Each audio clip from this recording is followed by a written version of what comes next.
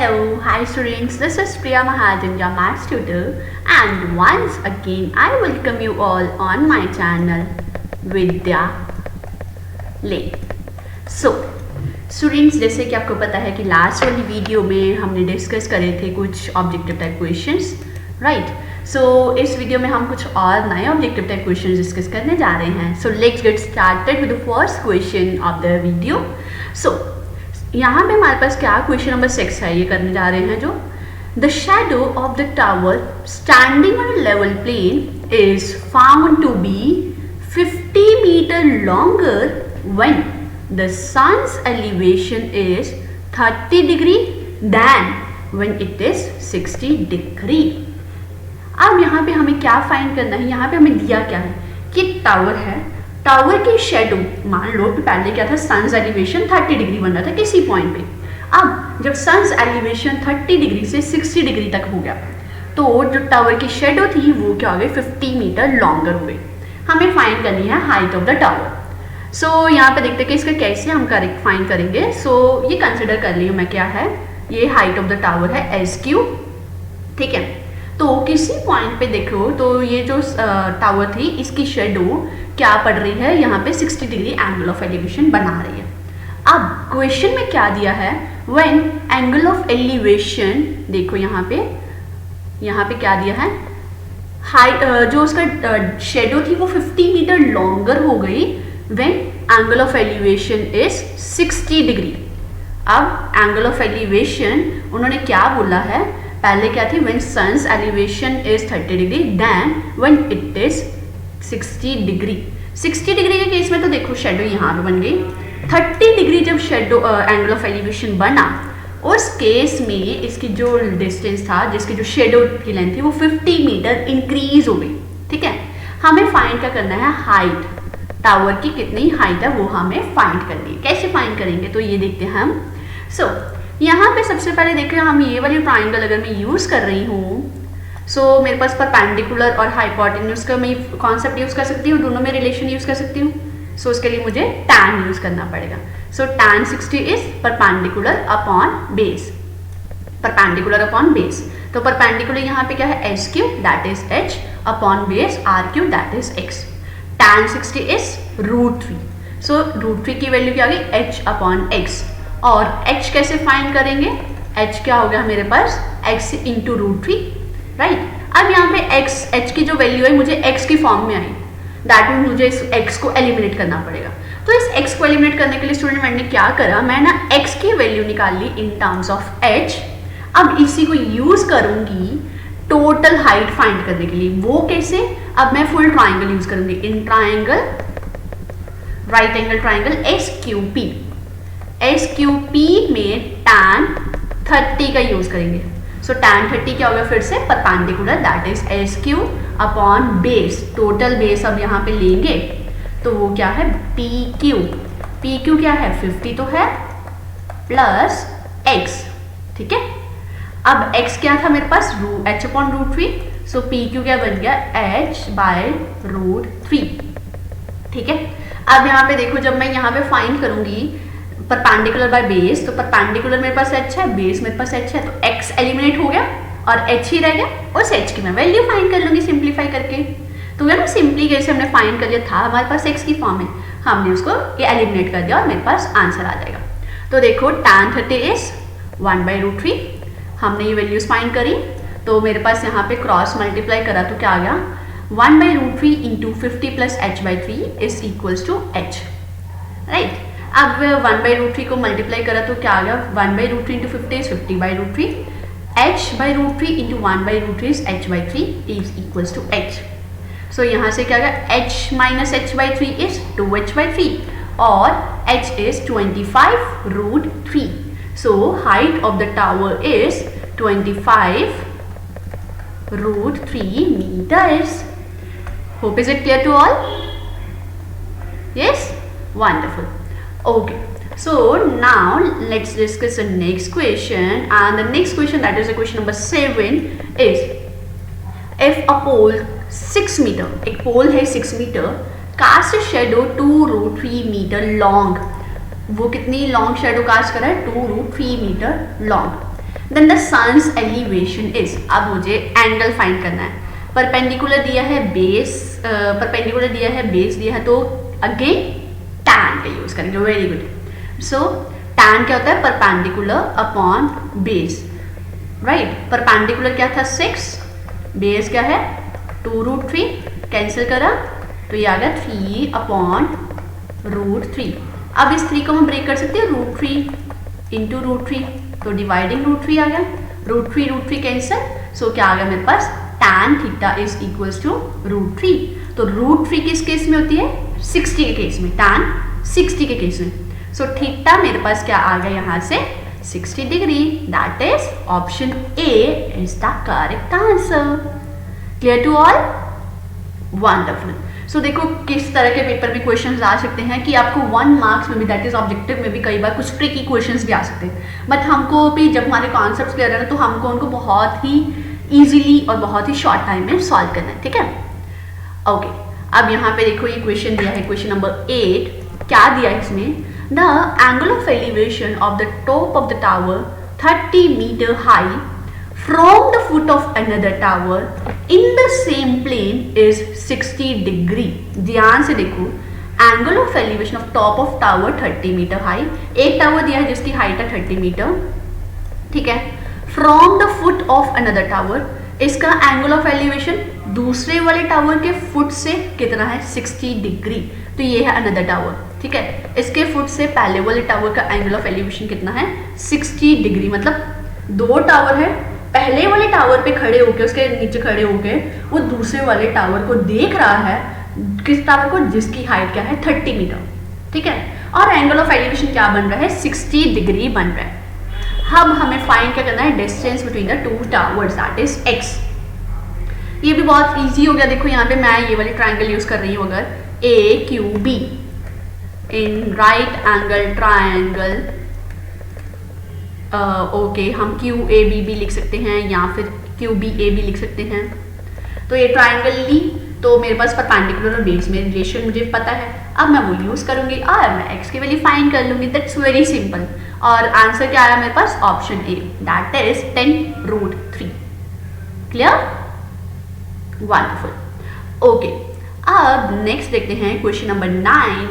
तो question number 9 में क्या दिया है? There are 2 windows in the house। एक हाउस में 2 विंडोज हैं।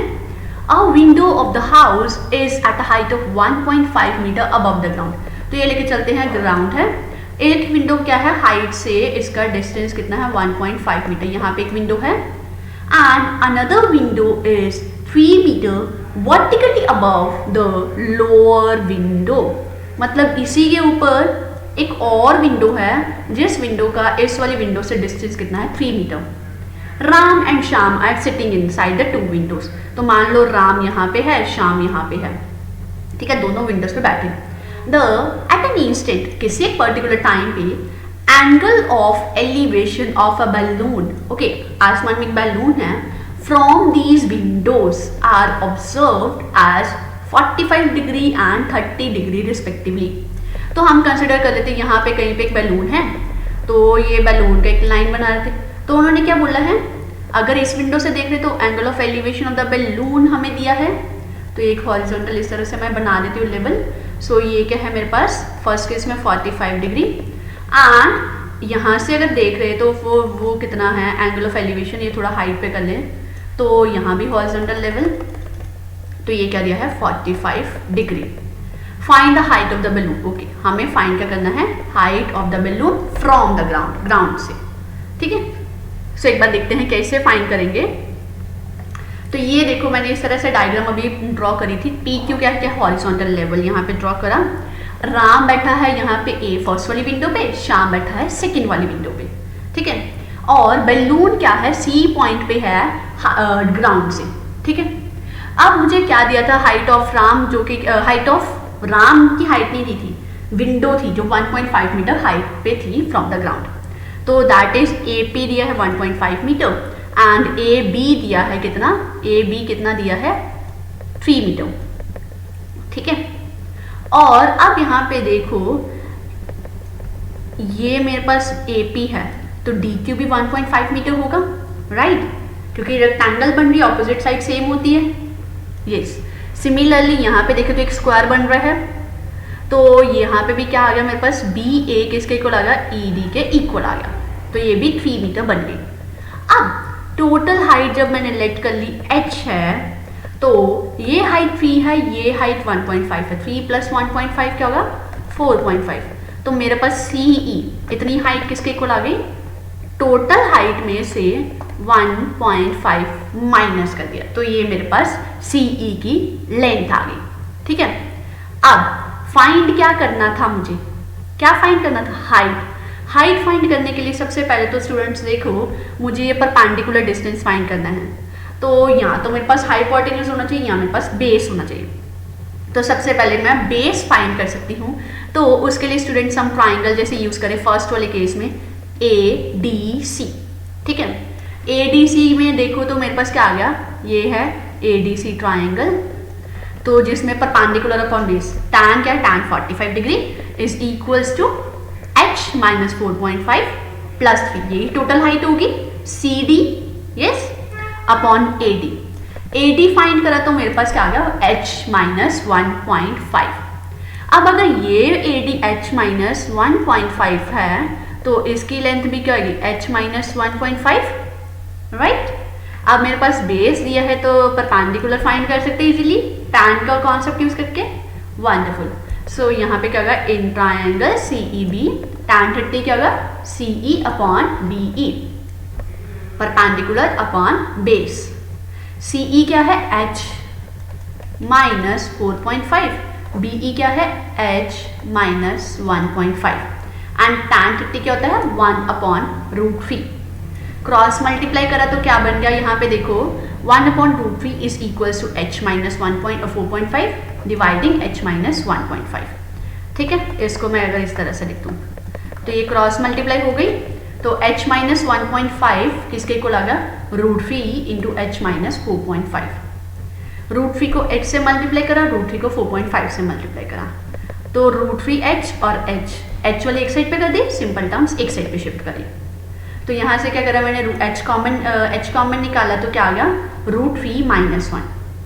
ठीक है, और इस √3 - 1 को डिवाइड कर दिया, एंड इन दोनों में से 1.5 कॉमन निकाला तो क्या आ गया, 3√3 - 1 डिवाइडिंग √3 - 1, है ना। अब इसको करा क्या, रेशनलाइज करा तो मेरे पास आ गया ये कॉन्सेप्ट।